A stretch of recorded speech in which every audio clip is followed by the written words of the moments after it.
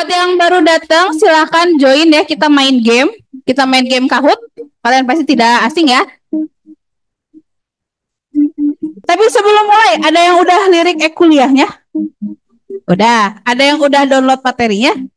Udah. Ada yang udah lihat video kuliahnya? Oh, ada yang sudah, ada yang belum kayaknya. Ada yang belum? Cung, saya pengen tahu aja yang belum berapa orang? 1, 2, 3, 4. Oke. Cung, yang tinggi ya, nggak apa-apa. Pengen tahu aja. Oke. Oh, yang Ikhwan pada enggak. Oke, yang Ahwat? Oke. Oke. Siap. Baik.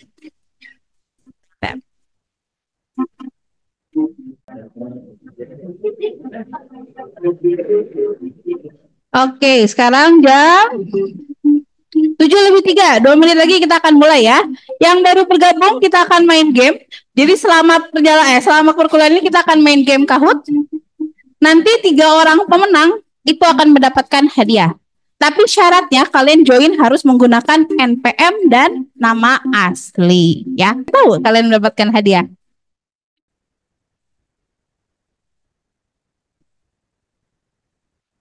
Oh, belum. Tenang. Oke, ya. Bismillahirrahmanirrahim. Assalamualaikum warahmatullahi wabarakatuh. Ya, alhamdulillah kita bertemu ya untuk perkuliahan IKMK 2. Sekarang kita akan membahas mengenai dasar manajemen actuating. Sebelumnya izin perkenalkan dulu, saya Susan Fitriana. Saya sekarang mengajar di tahun ketiga untuk tingkatnya. Tapi saya di bagian ilmu kesehatan masyarakat ya untuk bagiannya. Dan saya juga alumni angkatan 2006, berarti angkatan ketiga ya untuk alumninya. Oke, pada perkuliahan sebelumnya adik-adik sudah mempelajari dasar manajemen ya. Oke, dasar manajemen sebelumnya ada planning, kemudian yang kedua ada organizing, sekarang adalah gilirannya kita membahas mengenai actuating. Jadi memang IKMK 2 ini kita membahas mengenai dasar dari manajemen. Nanti dasar manajemen ini mau dikemanain? Akan diimplementasikan dalam pelayanan kesehatan untuk kedepannya. Oke, sebelum mulai saya minta 1 orang untuk memimpin doa. Mangga, silakan sebelah sini, Dek. Baik, Bismillahirrahmanirrahim. Assalamualaikum warahmatullahi wabarakatuh. Sebelum kita mulai perkuliahan kita pada pagi hari ini, alangkah baiknya untuk kita membacakan basmalah dan doa sebelum belajar. Bismillahirrahmanirrahim. Raditu billahi rabba wa bil islami dina wa muhammadin nabiyyan wa rasulah. Rabbi zidni ilma warzuqni fahma bi rahmatika ya arhamar rahimin. Allahumma yassir wa la tu'assir. Terima kasih untuk doanya. Semoga pelajaran kita mulai dengan lancar ya. Oke, perkuliahan ini akan berjalan selama 2 kali 50 menit. Bisa di next nggak ya? Baiklah.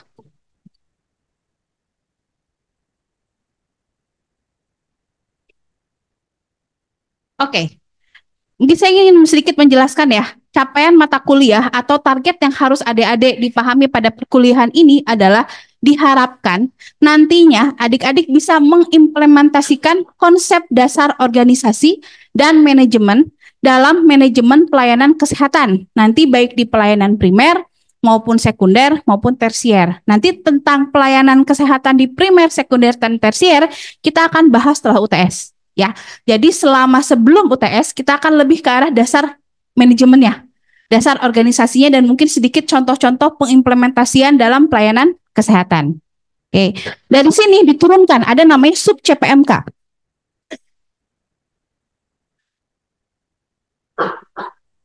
Oke, ini sub CPMK-nya ya. Yang pertama dia menjelaskan dan mengimplementasikan fungsi manajemen dalam tahapan actuating yang akan dibahas hari ini. Dan dari situ kita turunkan menjadi learning objektif. Jadi apa sih yang akan kita bahas di sini? 1, kita review lagi deh tentang definisi dan landasan organisasi. Yang kedua, definisi dan fungsi manajemen. Lalu yang berikutnya mengenai actuating ataupun di dalamnya membahas mengenai kepemimpinan, motivasi, dan komunikasi. Kita berjalan perkuliahan ini secara interaktif ya. Jika di tengah-tengah ada yang mau ditanyakan atau didiskusikan, maka saya dipersilahkan. Ya, oke, kita lanjut.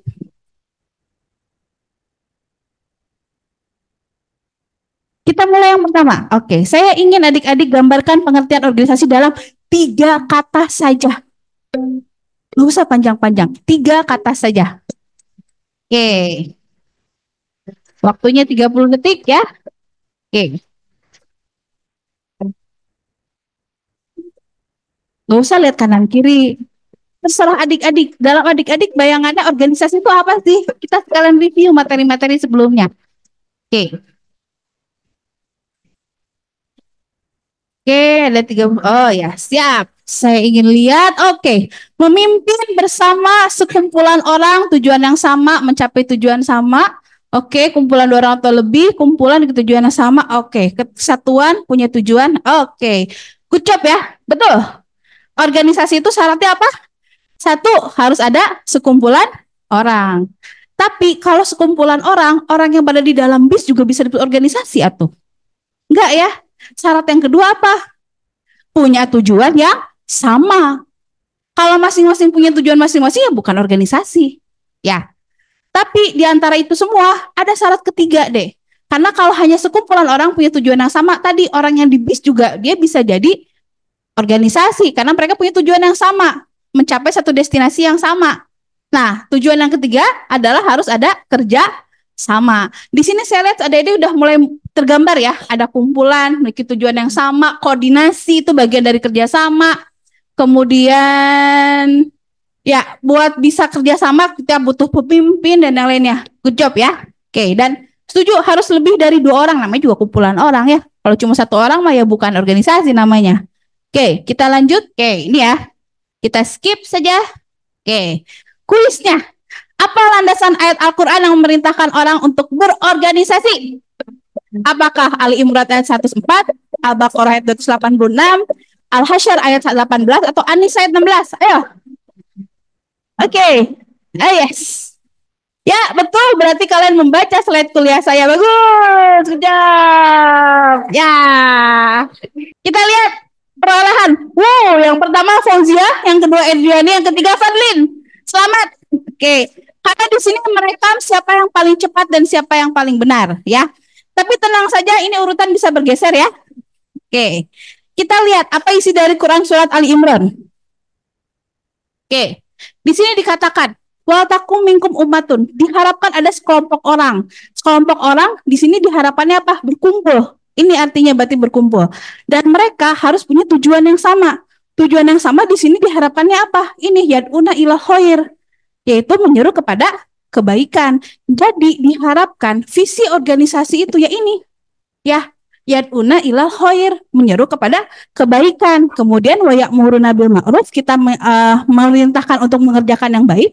Wa yanhauna 'anil munkar, dan mencegah terhadap kemungkaran. Jadi, kalau kita ingin berorganisasi yang baik dan benar, apapun itu bentuknya, mau itu BEM untuk skala kecil, skala besarnya kita mau bisnis, misalnya itu kan organisasi juga gitu ya, atau dalam pemerintahan, maka disarankan visi utama kita adalah ini, gitu ya. Yad'una ila khair, ya'muruna bil ma'ruf wa yanhauna 'anil munkar. Interpretasinya apa? Jikalau nanti adik-adik nanti di BEM, berarti diharapkan BEM ini bisa membuat mahasiswa KMFK menjadi lebih baik. Ya, kalau misalnya di bidang kesehatan, kita memberikan pelayanan kesehatan supaya masyarakat menjadi sehat. Itu kan yad'una ila khair. Ya, preventif, promotif itu kan yad'una ila khair. Jadi interpretasinya ke situ. Oke? Baik, sekarang kita lanjut. Oke, nah sekarang tadi ada organisasinya. Sekarang saya pengen tahu apa yang dimaksud dengan manajemen.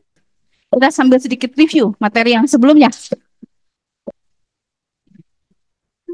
Ya, oke. Silahkan. Oke, 5 detik lagi. Ya, oke. Kita lihat jawabannya. Ada yang mau volunteer 1 orang? Jadi apa itu manajemen? Menggunakan kalimat sendiri? Siapa? Siapa? Ada? Ada.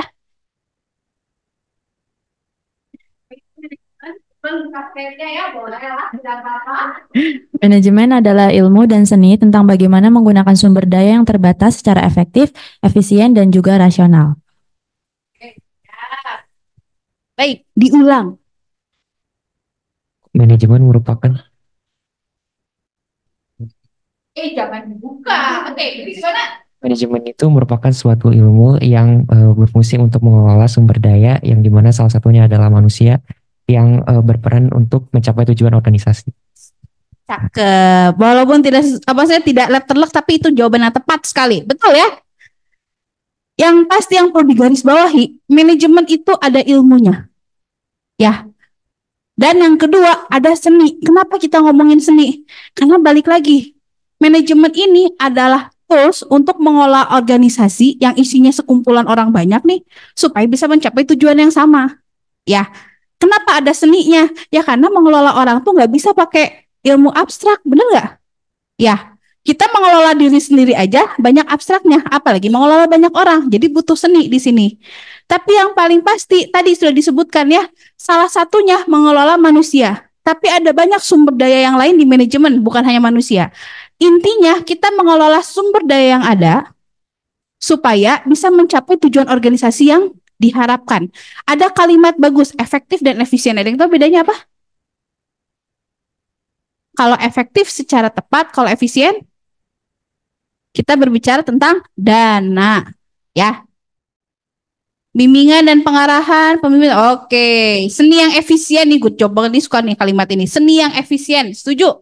Pengatur waktu, koordinasi, organizing, setuju. Proses yang melibatkan bimbingan sekelompok orang, oke, setuju. Perencanaan dengan struktur, oke, setuju. Ini kayaknya nerap banget ya perkuliahan kemarin tentang planning dan organizing, setuju banget ini. Ini ya pengertian manajemen, silahkan kalian baca saja. Oke, sekarang true or false. Manajemen syariah, kita mengenal konsep manajemen syariah ya. Seni dalam mengolah semua sumber daya yang dimiliki dengan metode syariah atau sesuai Quran dan Sunnah. Betul atau salah? Silahkan. Ya, betul jawabannya ya. Alhamdulillah. Kita lihat siapa perolehan yang tertinggi. Oke, Fauzia masih yang pertama, yang kedua Fadli, yang ketiga Raisa. Oke, kita lihat nanti apakah akan bergeser atau tidak. Tapi ini Raffi the highest climber, artinya dia melonjak dengan cepat sekali ya. Ini Raffi luar biasa. Mudah-mudahan nanti jadi pemenang ke-1 ya Raffi. Mana Raffi? Ada? Oh ya, oke. Good job Raffi. Ya, kita lanjut. Oke. True or false? Planning, activating, organizing, dan controlling merupakan bagian dari fungsi manajemen. True or false? Planning, activating, organizing, dan controlling merupakan bagian dari fungsi manajemen. True or false? Oke. Jawabannya true, betul ya? Oh, tetap Fauzia, Raisa, dan Fadli. Ini yang mana orangnya Fauzia? Oke. Berikutnya lagi. Dalam unsur manajemen, komponen demand and money masuk ke dalam apa deh? Input, output, proses, atau outcome? Oke. Ya. Orang yang udah baca tahu posisi slide-nya di mana, bisa menjawab dengan cepat ya. Oke. Input tuh jagoan deh. Betul ya? Masuk dalam komponen input ya. Kita coba lihat. Wah, Fauzia Raisa. Raisa.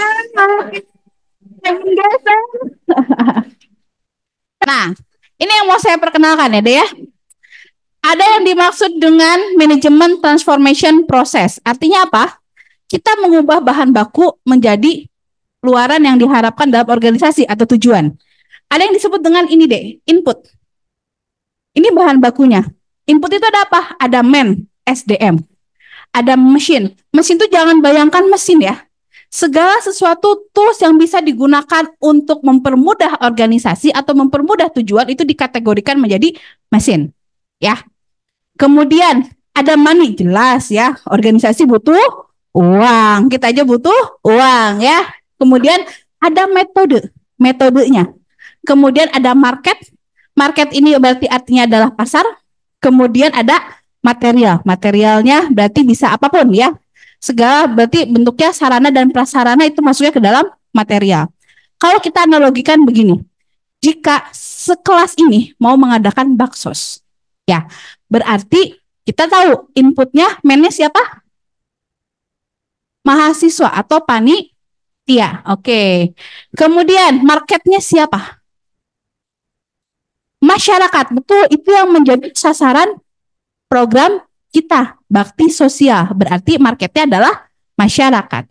Kalau kalian masuk ke BEM, bikin program BEM misalnya, ini kan ada program pengajian ya, pengajian rutin.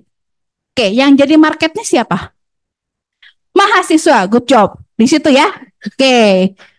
Kemudian dari sini input ini dikelola deh. Ya, ini namanya proses. Prosesnya ada apa aja? Ada planning, sudah dijelaskan di awal. Ada organizing, minggu lalu kita membahas organizing. Kemudian ada staffing. Kemudian ada leading dan controlling. Kok nggak ada kalimat actuating ya? Di mana actuating? Di leading, betul. Karena itu adalah bagian mengeksekusi. Planning, merencanakan, organizing, kita mengorganisasikan si SDM yang ada, diatur SDM-nya, actuating, kita mengeksekusi dari perencanaan yang ada. Eksekusi ini butuh leading, kepemimpinan. Makanya di sini istilahnya leading, ya. Setelah itu jangan lupa deh, setiap proses ini controlling. Jadi jangan salah, kontrol itu bukan di akhir, tapi di setiap proses itu ada controlling dan evaluasi untuk melihat planningnya jalan nggak, organizingnya jalan nggak, dan yang lainnya, ya. Baru setelah itu output. Outputnya itu bisa produk, bisa service, bisa profit, bisa kepuasan, bisa goal, tujuan, integrasi ataupun yang lainnya. Sekarang balik lagi, kalau adik-adik mau bikin baksos, outputnya apa? Outputnya apa? Apa outputnya? Dari kategori ini, apakah produk, service, profit, satisfaction? Service, betul. Jadi outputnya apa? Servisnya apa tepatnya? Kesehatan. Kan? Kesehatan. Adik-adik mengobati yang sakit, itu output. Nah, sekarang saya tanya, apa bedanya sama outcome? Ada output, ada outcome. Apa bedanya outcome? Ya, Pak? Berarti kalau outcome manfaatnya untuk kita. Outcome manfaatnya untuk kita. Kurang tepat. Ada yang bisa menjelaskan lagi outcome apa? Tapi betul, manfaat. Tapi manfaat buat siapa? Outcome. Pasien atau masyarakat atau dampak. Ya, itu outcome. Berarti kalau adik-adik bikin baksos, harapan outcome-nya apa dong? Masyarakatnya menjadi sehat. Ya, bayang ya, itu bedanya output dan outcome. Oke, kuis lagi. Actuating memiliki beberapa persamaan kata. Apakah yang dimaksud dengan leading? Nah, tadi kebahas ya, leading. Leading yang mana nih? Apakah yang ini yang merah, yang oranye, yang biru, atau hijau? Ayo, yang mana? Leading. Oke. Ayo. Ya, yang betul yang biru. Oke. Berarti ini yang lihat slide ya, yang baca slide. Alhamdulillah, setidaknya dibaca ya. Kita lihat. Oh, bisa tergeser Fauzia. Bisa kemana Fauzia? Oke, yang kedua Nurhaliza, berikutnya. Kaisa ya. Masih belum tergeser nih 3 orang ini. Oke, ini ya. Enggak. Di sini ada beberapa persamaan untuk actuating ya. Ada directing, actuating, leading, commanding, motivating. Silahkan dilihat di sini. Tapi intinya adalah kalau dilihat secara keseluruhan, bagaimana kita menggerakkan orang lain, ya. Karena perencanaan ini akan sekedar perencanaan kalau tidak ada yang melaksanakan, ya. Jadi pada saat kita mau eksekusi, karena ini sekumpulan orang, maka harus ada motor penggeraknya, ya. Oleh karena itu, actuating itu adalah tentang seni bagaimana kita menggerakkan sekumpulan orang itu. Ada beberapa istilah ya, ada directing gitu ya, pakai pengarahan, ada actuatingnya sendiri, ada leading, commanding, dan juga motivating. Ini yang paling saya suka ya. Kalau misalnya kita ingin organisasi kita sehat, orang-orang SDM-nya di situ bisa mengikuti apa yang kita mau sesuai dengan tujuan yang kita harapkan di organisasi, maka seorang leader itu harus pintar memberikan motivasi tentang kepemimpinan, kemudian tentang komunikasi dan tentang motivasi, ya. Oke, ini ya peran manajer, ada peran antar personal, ada informasional, ada pengambilan keputusan. Berikutnya kita akan ada kuis seputar 3 ini. Siap ya? Oke, ya kuis. Seorang pimpinan puskesmas memberikan sambutan saat pembukaan acara pelatihan kader di salah satu desa. Itu masuk dalam peran apa? Figurehead? Atau kepemimpinan? Iya, jawab. Oke, ayo jawab. Kita lihat ya. Ada yang melirik-melirik? Oke. Ya, jawabannya sebagai figurehead ya. Oke, kita coba lihat. masuk dalam peran antar personal. Ada 3 deh. Peran sebagai figurehead. Figurehead artinya apa? Melakukan tugas-tugas terkait seremonial. Itulah sebabnya kenapa kalau di acara-acara ada yang namanya sambutan. Ya, sambutan itu diperuntukkan untuk siapa? Pimpinan tertinggi deh. Kalau di fakultas berarti pimpinan tertinggi adalah dekan. Tapi kadang kan kita birokrasinya panjang ya. Jadi dari mulai ketua pelaksana, kadang ada kaprodi, yang terakhir dekan. Tapi kalau ada struktur yang lebih tinggi lagi, misalnya Menteri Kesehatan datang, berarti yang tertinggi adalah Menkes. Itu ya. Itu sebagai peran apa? Sebagai figurehead deh. Memang seorang pemimpin itu harus tampil di publik untuk fungsi-fungsi seremonial untuk sebagai simbolis sebuah organisasi. Ya. Kalau peran kepemimpinan apa? Itu rekrutan, ngasih pelatihan, ngasih motivasi, kemudian jangan lupa pendampingan karyawan. Jadi seorang pemimpin yang baik itu bukan tukang tunjuk, ya. Justru yang bisa mendorong karyawannya supaya bisa ikut maju. Oke.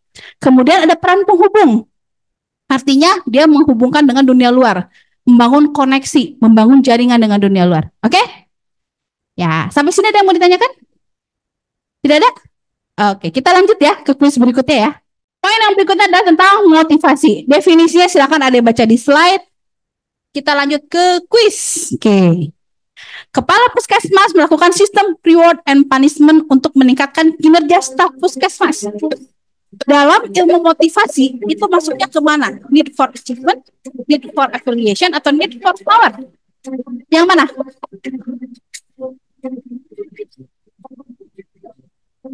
Yang ini deh. Ayo, yang mana? Ya, betul ya. Need for achievement. Oke.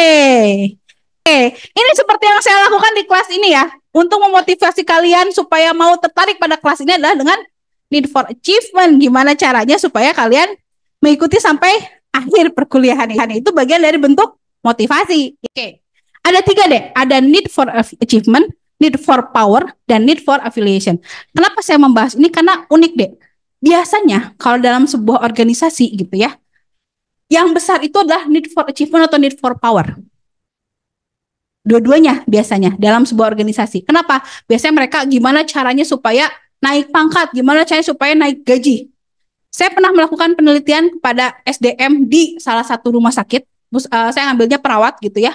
Uniknya, yang tinggi itu bukan 2 ini deh. Yang tinggi itu yang ini deh, need for affiliation justru. Jadi perawat itu yang penting mah saya nyaman sama teman saya. Dia nggak butuh gaji tinggi. Dia nggak butuh karir yang bagus gitu ya. Yang penting mah saya nyaman aja gitu. Ya, kenapa bisa seperti ini? Hubungannya adalah karena salah satunya, mayoritas pegawai perawat di tempat itu adalah perempuan. Yang mana kalau perempuan lebih memikirkan perasaan daripada rasional. Ya. Kemudian yang kedua, perempuan saat itu tidak berperan sebagai pencari nafkah yang utama. Jadi yang penting mah kerja aja. Yang penting mah ada uangnya saja, gitu ya. Itulah sebabnya kenapa ini yang paling penting gitu ya. Tapi uniknya dicoba diteliti di rumah sakit lain, tetap need for affiliation yang tinggi. Justru jadi pertanyaan ya, kenapa nakes-nakes kita tuh lebih membutuhkan kenyamanan dibandingkan kekuasaan ataupun achievement. Di situ, itu mungkin perlu diteliti lebih lanjut ya. Itulah sebabnya kenapa saya ingin memperkenalkan teori ini gitu ya, karena menemukan fenomena unik pada nakes-nakes yang ada di kota Bandung. Saya nggak tahu kalau di kota lain, karena saya baru meneliti di daerah kota Bandung ya. Oke, setelah ini kuliahnya berakhir. Oke, ini indikator komunikasi efektif ya. Ini gini, kita sering berkomunikasi. Saya seperti halnya saya dengan adik-adik ya. Saya mengajar di sini itu adalah bentuk dari komunikasi. Tapi saya tahu komunikasi saya efektif atau pengajaran saya efektif dari mana? Ini indikatornya. 1, mengerjakan hal-hal yang benar. Kalau kita menginstruksikan kepada anggota kita untuk melakukan perintah A dan kemudian menjadi B, coba kita evaluasi apa yang salah. Kitanyakah yang tidak memberikan pesan yang jelas, gitu ya? Atau mungkin ada barier gitu ya, misalnya barier bahasa, kita pakai instruksi bahasa Sunda, yang nerimanya orang Jawa gitu ya, nggak ngerti itu teh ngomong apa gitu ya. Di situ. Indikator yang kedua adalah mencapai tingkat di atas pesaing. Ya karena tadi kalau anggota yang melakukan hal yang benar, maka otomatis tujuan organisasi akan tercapai. Dan berikutnya akan membawa hasil, gitu ya. Terus menangani tantangan di masa depan, karena dengan dia melakukan tindakan yang benar, maka otomatis semua halangan tantangan itu akan bisa diatasi. Dan yang paling penting, kalau organisasi kita organisasi yang orientasi profit, maka akan meningkatkan laba keuntungan. Dan yang terakhir adalah adanya pengoptimalan penggunaan dari sumber daya, ya. Oke.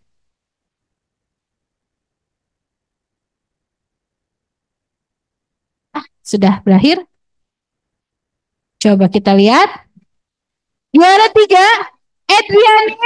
Oke, selamat buat Edriani. Yang kedua, nih, nggak aneh lah ya. Yang pertama, Raisa. Oke, tepuk tangan untuk bertiga. Oke, ya. Jangan lupa, Nenggar, kamu harus membayar royalti pada Raisa ya. Ini yang namanya posisi menentukan prestasi ya. Oke. Nah, nanti untuk referensi yang digunakan dari perkuliahan ini silakan adik-adik lihat di slide sudah saya masukkan. Silakan adik-adik dicek ya untuk referensinya. Sampai saat ini ada yang mau didiskusikan atau ditanyakan? Boleh tentang kondisi real ataupun tentang materi sebelumnya, organizing ataupun planning, boleh? Ada? Tapi forum ini sebetulnya bukan untuk forum bertanya. Tapi saya ingin meminta adik-adik memberikan refleksi tentang perkuliahan hari ini. Refleksi itu maksudnya apa? Silahkan adik-adik tuliskan kembali, adik itu mendapatkannya apa? Boleh dari sisi perasaan, misalnya kuliah ini menyenangkan atau enggak, mendingan kuliah biasa. Refleksi itu akan saya masukkan sebagai masukan untuk saya memberikan kuliah ya, untuk kedepannya. Jadi mohon untuk diisi ya, untuk refleksinya ya. Oke. Dan jangan khawatir, kalian tidak usah capek-capek men-screenshot dan mengirimkan jawaban pada temannya, karena nanti soalnya akan saya ganti. Tenang aja ya. Untuk kelas B ya, kan ada kelas B ya kuliahnya. Oke. Ada yang mau ditanyakan terakhir? Sudah cukup jelas? Oke, nanti kalau misalnya mau diskusi lebih lanjut, kalau misalnya ada, dok saya ada yang lupa gitu ya, boleh chat langsung atau tadi boleh pakai forum diskusi juga nggak apa-apa. Dipakai forum diskusinya. Oke, alhamdulillah untuk perkuliahan ini selesai. Saya ingin mengingatkan bahwa tiap duhur kita ada program pengajian bareng, jadi diharapkan kalian hadir untuk pengajian lumayan setengah jam ya, sebelum nanti mulai tutorial. Tutorial kalian jam berapa? Oh, jam 1, ya berarti sebelum tutorial bisa mulai gitu ya. Kita ngaji bersama-sama di kelas 6B ya kalau nggak salah ya. Jadi bisa gabung. Kalau misalnya nanti ada hal yang saya salah, saya mohon maaf. Untuk perkuliahan ini saya cukupkan sekian. Assalamualaikum warahmatullahi wabarakatuh. Baik, hatur nuhun dari semua. Maka silakan meninggalkan ruangan. Saya cukupkan sekian. Kita ucapkan istighfar, astagfirullahaladzim atas kemudian kita tuh dengan doa kifaratul majlis. Subhanakallahumma wa bihamdika asyhadu an la ilaha illa anta astaghfiruka wa atubu ilaik. Terima kasih semuanya. Assalamualaikum warahmatullahi wabarakatuh.